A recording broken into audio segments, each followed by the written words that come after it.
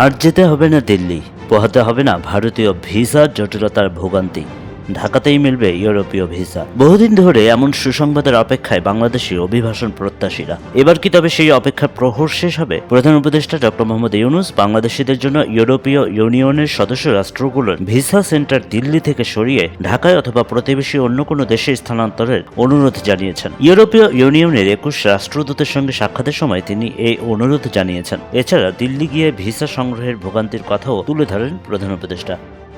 ভারত বাংলাদেশিদের জন্য ভিসা সীমিত করায় অনেক শিক্ষার্থী দিল্লি গিয়ে ইউরোপের ভিসা নিতে পারছেন না বলে জানিয়ে ডক্টর মোহাম্মদ ইউনূস বলেন, এর ফলে শিক্ষার্থীদের শিক্ষা জীবন নিয়ে অনিশ্চয়তা তৈরি হয়েছে। ইউরোপের বিশ্ববিদ্যালয়গুলো বাংলাদেশের শিক্ষার্থী পাচ্ছে না। ধূলিসাৎ হয়ে পড়ছে অনেকের ইউরোপে পাড়ি জমানোর স্বপ্ন। ভিসা অফিস ঢাকা অথবা প্রতিবেশী অন্য কোনো দেশে স্থানান্তর হলে বাংলাদেশ এবং ইউরোপীয় ইউনিয়ন উভয়ই উপকৃত হবে বলে জানান তিনি।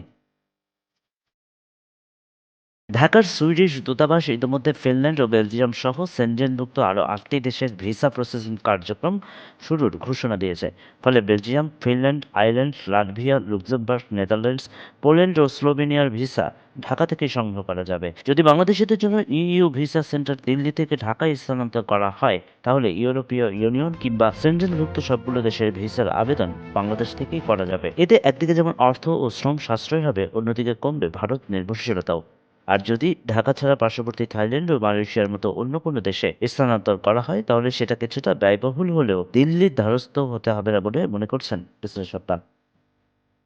এ বিষয়ে পররাষ্ট্র উপদেষ্টা তৌহিদ হোসেন জানিয়েছেন, ইতিমধ্যে বুলগেরিয়া বাংলাদেশিদের জন্য তাদের ভিসা সেন্টার ইন্দোনেশিয়া ও ভিয়েতনামে স্থানান্তর করেছে। তিনি অন্য দেশগুলোকেও একই প্রক্রিয়া অনুসরণের আহ্বান জানান। সংস্কার প্রক্রিয়ায় প্রধান উপদেষ্টাকে পূর্ণ সমর্থন জানিয়েছেন ইইউ প্রতিনিধিরা। পরামর্শ ও সুপারিশ জানিয়ে নতুন বাংলাদেশ করার লক্ষ্যে পাশে থাকার প্রতিশ্রুতিও দেন তারা।